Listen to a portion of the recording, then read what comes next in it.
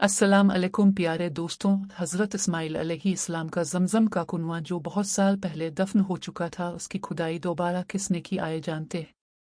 ज़माना जहालत में कबीला जारहम के लोगों ने जब बीत अल्लाह की बेहुरमती करना शुरू कर दी तो कबीला जारहम के सरदार मजाज ने उनको रोका, लेकिन उन पर कोई असर न हुआ। तो मजाज ने तमाम माल और दौलत, तलवारें और ज़रहें खाना कबा से निकाल कर जमजम के कुनवे में डाल दें और हज़रत इस्माइल के कुनवे को मिट्टी में दबा दा। किनवाहे इससे पहले ही खुश्क हो चुका था। फिर बहुत वक्त गुजर जाने के बाद अब्दुल मुत्तलिब का ज़माना एगायब अब्दुल मुत्तलिब ने ख्वाब देखा जिसमें उनको कुनवे की खुदाई का हुक्म मिला। पहले उनको कहा गया कि तैयबा की खुदाई करो, लेकिन वो समझ ना सके। फिर कहा गया कि बर्रा की खुदाई करो और फिर कहा मजनूना की खुदाई करो और फिर आखिर में जमजम की खुदाई का हुक्म मुलातिब अब्दुल मुत्तलिब ने पूछा, जमजम किया है? तो जवाब मिला, जमजम वो है जिसका पानी कभी ख़त्म नहीं होता, जो हाजियों के बड़े बड़े मजमों को सैराब करता है।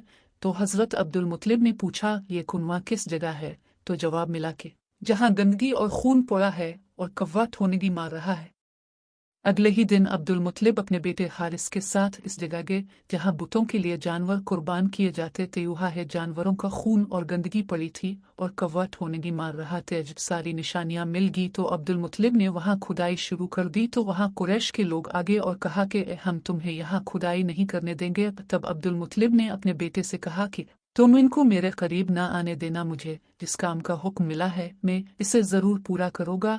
जब कुरैश ने देखा कि ये बाज आने वाले नहीं तो पीछे हट गए और अब्दुल मुत्तलिब ने खुदाई शुरू कर दी। जल्द ही कुनवे के आसार नजर आने लग गए, जिस पर कुरैश ने लड़ाई शुरू कर दी और कहा कि ये हमारे बाप इस्माइल का कुनवा है और इस पर हमारा भी हक है और इस बात पर लड़ाई शुरू होगी। तब किसी ने कहा कि किसी से फैसला करवा लिया जाए। फिर सब शाम की एक कहना से फैसला करवाने के लिए रवाना हो गए, लेकिन रास्ते में पानी खत्म हो गया। सबको इतनी प्यास लगी कि सबको ऐसा लगा कि अगर उनको पानी ना मिला तो वो मर जाएंगे। इतनी में अब्दा मतलब अपनी सवारी के पास गए। जो ही उनकी सवारी उठी, इसके पाँव के नीचे से पानी निकलना शुरू हो गया। सब ने जी भर कर पानी पिया और इस तरह सब ने कुनवे पर अब्दुल मुत्तलिब का हक मान लिया, क्योंकि अल्लाह ने हज़रत अब्दुल मुत्तलिब के हक में फैसला कर दिया था।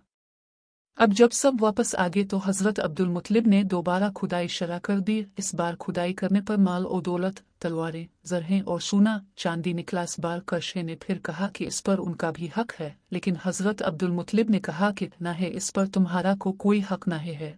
इस बार करा अंदाजी की गई, जिसमें हज़रत अब्दुल मुत्तलिब के नाम तलवारें और ज़रहें निकले और माल और दौलत और सोना चांदी खाना कबा के हिस्से में आया और करशे के हिस्से में कुछ ना निकला। जो माल और दौलत, सोना और चांदी खाना कबा के हिस्से में आया, इससे हज़रत अब्दुल मुत्तलिब ने खाना कबा के दरवाजे को सजा दिया। जमजम की कैदी से पहले हज़रत अब्दुल मुत्तलिब ने दुआ मांगी कि अल्लाह तो मेरे लिए जमजम की कैदी आसान कर दे, मैं तेरी राह में अपना एक बेटा कुर्बान करूँगा। तो इस तरह अल्लाह ने हज़रत अब्दुल मुत्तलिब पर जमजम की कैदी आसान कर दी।